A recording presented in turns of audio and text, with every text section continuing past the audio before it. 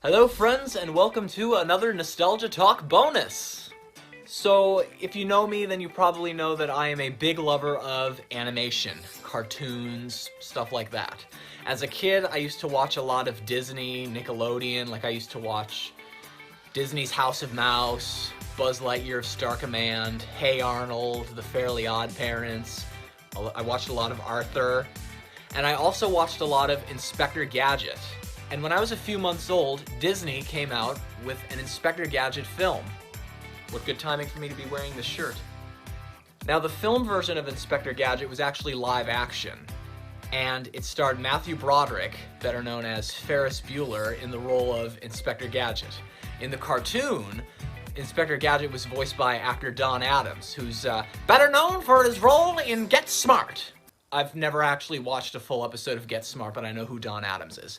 I used to watch Inspector Gadget when I was little, and I never saw the film version with Matthew Broderick in the theater. When did that come out? It came out in July of 1999. I was born in March. So I was about 4 months old. So I didn't actually get to see it in the theater, which actually kind of makes me sad. But I do have a VHS copy of it. Big surprise, right? The film version of Inspector Gadget is actually very different from the cartoon for a lot of reasons. For one thing, you have the main villain, Dr. Claw, from Inspector Gadget. If you look at the cartoon, Dr. Claw was shown to be just a hand. There was no body that was really attached to it in the cartoon. I mean, obviously it was attached to a body, but it was never shown. And in the film, the body that Dr. Claw is attached to is shown, and is performed by Rupert Everett from My Best Friend's Wedding and Shrek 2 and 3. I love Rupert Everett, he's a great actor. And also, something really kind of interesting, this I really like for the film Inspector Gadget, it gives the characters Inspector Gadget and Dr. Claw actual human names. The cartoon didn't. They were just Inspector Gadget and Dr. Claw. There was no real name. In the film, Inspector Gadget's real name is John Brown, and Dr. Claw's real name was Sanford Skolex. And it also shows the backstory about how they came to be. And for those of you who haven't seen the Inspector Gadget cartoon, Inspector Gadget is basically a walking machine. And all he has to say is, go, go, Gadget, something or other. Go, go, Gadget, parachute, for example. And then a parachute will come out of him.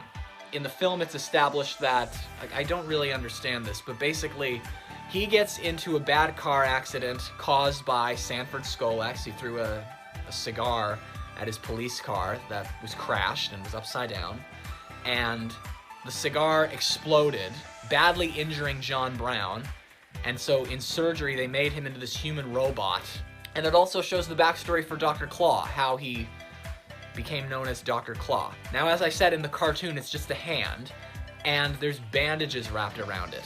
In the film, Dr. Claw's hand is actually a claw. That's actually really clever.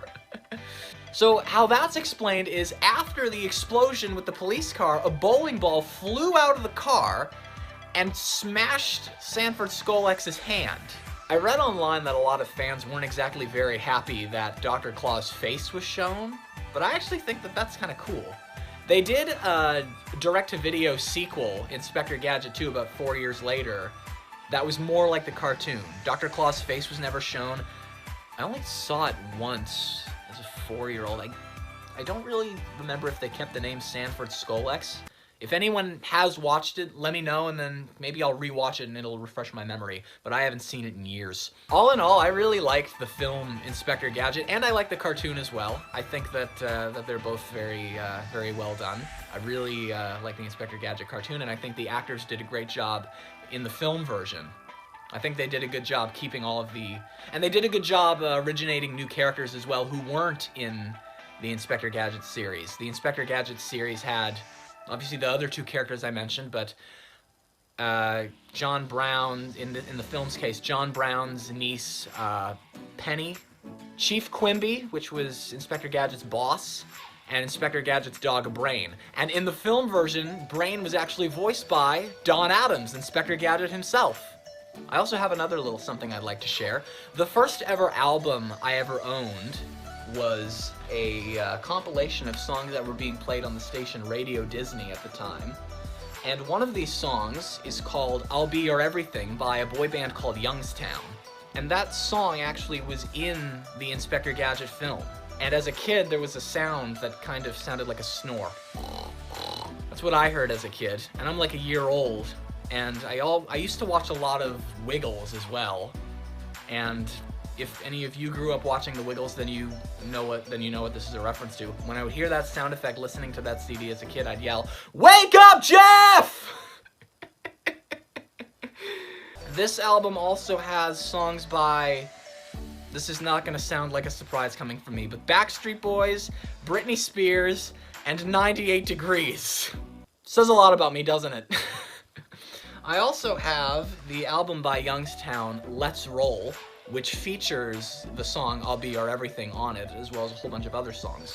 There was another group around that same time, a British pop boy band by the name of Five, and they had a song called Inspector Gadget off of the album Invincible, and I have that one too. I am such a nerd. My mom actually thinks that the Five song, Inspector Gadget, sounds a lot like DJ Jazzy Jeff and the Fresh Prince. And you can hear it right here. I'll put the video right up there. What do you think? And what do you think of the Inspector Gadget film? Do you prefer the cartoon? Do you prefer the film version? I don't really have much of a preference. I really enjoyed the film version as a kid, and I still do. And I grew up with the cartoon as well. I never really was that annoyed over the fact that Dr. Claw his face was shown in the film. I thought that was kind of neat. So that's it from me. Stay tuned. I got a new nostalgia talk coming up featuring Lewis Henry Mitchell, creative director of character design at Sesame Street. Thanks for listening. Peace!